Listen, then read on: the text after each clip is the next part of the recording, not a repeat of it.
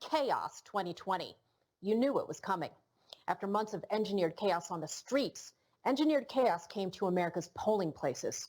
Hundreds of thousands of ballots turned up seemingly out of thin air.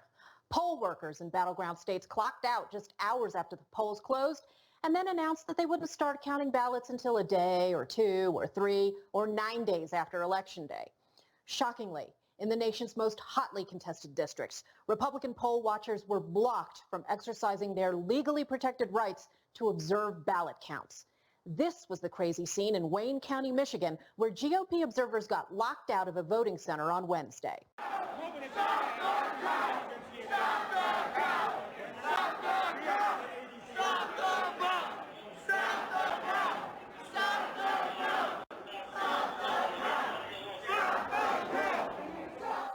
Michigan poll workers even taped pizza boxes to windows to obstruct poll observers' views. I didn't know if you could blow it up because it's not big enough. Stop it and do it. Pizza boxes to cover the crew as we speak right now. GOP poll worker and activist Matt Seeley was there, and he described to me what happened when he and several hundred observers and challengers showed up to do their jobs. All of a sudden, they locked the doors and said, we're at capacity, no one else is coming in. And then they announced, if you guys want to go get lunch, go get lunch.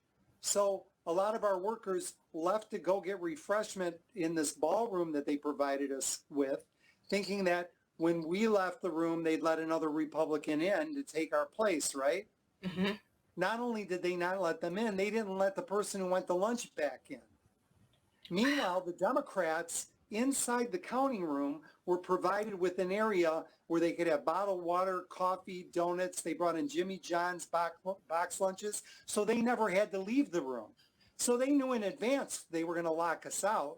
And here was the scene on Thursday outside the convention center in Detroit, where GOP observers were locked out as Democrats conducted their secretive count away from prying eyes.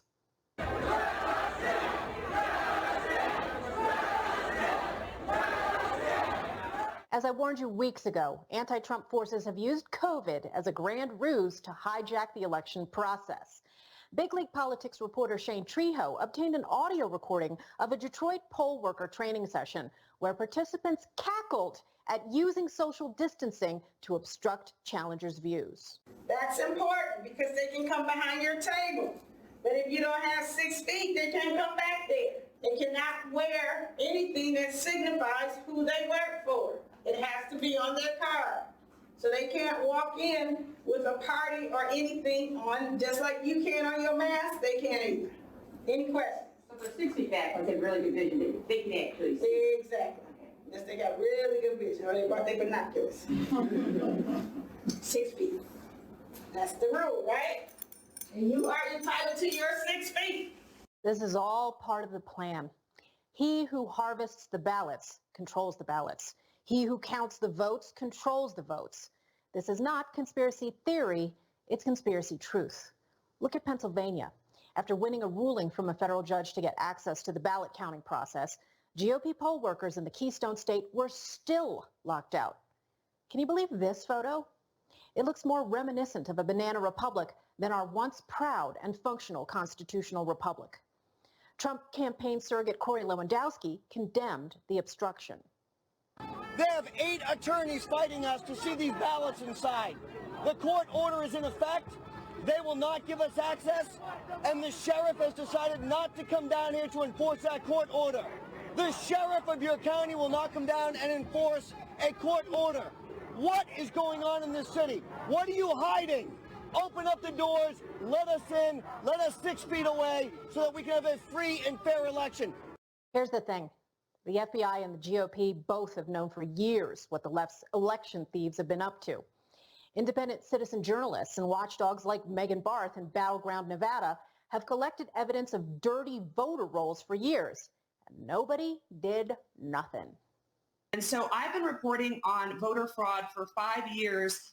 We had a whistleblower from the post office come forward in 2016 saying that ballots went missing. We handed all of our evidence, including 3,000 envelopes, over to the FBI. These envelopes represented returned campaign mailers from supposedly actively registered voters. We turned all of this evidence over to the FBI, the local FBI office, and they never opened the case. It's going to take all hands on deck to stop this long-planned steal. It demands the very kind of coordinated and concerted citizen activism that the establishment GOP has long neglected. Look, many Beltway Republicans are AWOL. Where are they? But the rest of us who are fighting to preserve a sovereign nation for our children and grandchildren have no choice but to raise hell and raise our voices. Stop the steal! Stop the steal! Stop the steal! Stop the steal! Stop the steal! Stop the steal! Stop the steal! The Biden crime family stealing the election! The media's covering up! The Biden crime family stealing this election! The media's covering it up! If we don't speak up now, it's people like this homicidal maniac and his mob pals who are going to run this country. Right now, I will blow his brains out. I'll kill him. Right. As a racist. You're killing the racist.